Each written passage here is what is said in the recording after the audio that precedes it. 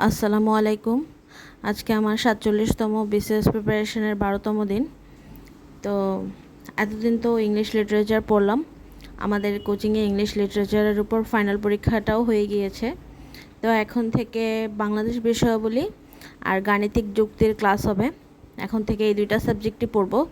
আর যদি পারি পাশাপাশি ইংলিশ লিটারেচার আর ইংলিশ গ্রামার আমি আরও পড়ার চেষ্টা করব, কারণ ইংলিশ গ্রামারে আমি খুবই দুর্বল, এত পরিমাণ দুর্বল যে বলার বাহিরে। আর ইংলিশ লিটারেচার আমি জানতাম যে আমি অনেক ভালো পারি, পড়তেছি, আমার শেষ হয়ে যাচ্ছে সাবজেক্টটা, কিন্তু ফাইনাল এক্সাম দেওয়ার পরে দেখা গেছে যে আমি খুবই কম নাম্বার পাইছি, যে কারণে আমার 2-1 দিন মন খারাপও ছিল। কিন্তু এখন মন খারাপ করে কী করব?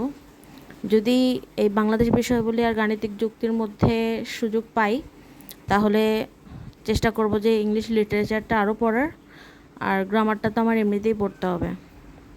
আর ভাবছি যে ভোকাবুলারি পড়ব, কারণ আমাদের কোচিংয়ে ভোকাবুলারির উপরেও অনেক পড়া চলে যাচ্ছে, কিন্তু আমি সময়ের কারণে শেষ করতে পারতেছি না। তো আজকে বাংলাদেশ বিষয়াবলীর আমার কয়েকটা ক্লাস মিস গেছিলো, আমাদের কোচিংয়ে করানো হয়ে গেছে কিন্তু আমি করি নাই। তো এখন ওরকম একটা ক্লাস নিয়ে বসছি, ল্যাপটপে ক্লাস করব। আজকের ক্লাসের যে টপিক সেটা হচ্ছে ইংরেজ শাসন। ক্লাসগুলো করতে যেয়ে দেখতেছি যে অনেক অনেক ইনফরমেশন, যেগুলো মাথায় থাকা প্রায় অসম্ভব। এখন টেনশন লাগতেছে যে এতগুলো কিভাবে মনে রাখবো। তো দেখি যতটুকু পারি, মানে বারবার পড়তে হবে যেটা বোঝা যাচ্ছে। পর্তুগিজরা কখন আসছে, বাংলায় কখন ইংরেজরা আসছে, ডাচরা আসছে, ফরাসিরা আসছে, অনেক অনেক কিছু। তো দেখা যাক। তো ক্লাস করতেছি, ক্লাস করার সময় অবশ্যই লেকচার শিটটা সামনে নিয়ে বসছি। স্যার যে লাইনগুলো ইম্পর্টেন্ট বলবে সেগুলো দাগাই ফেলবো, যেন পরে যখন পড়বো তখন একটু মাথায় থাকে যে হ্যাঁ স্যার এটা পড়তে বলছিল, এটা পড়তে বলছিল। পড়তে পড়তে রাতের খাবার খাচ্ছি।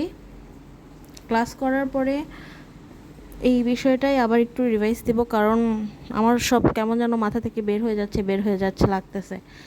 আমি বুঝতে পারতেছি না কি বিষয়টা বেশি কঠিন নাকি আমি বেশি ক্লান্ত, যে কারণে পড়ায় মনোযোগ বসতেছে না।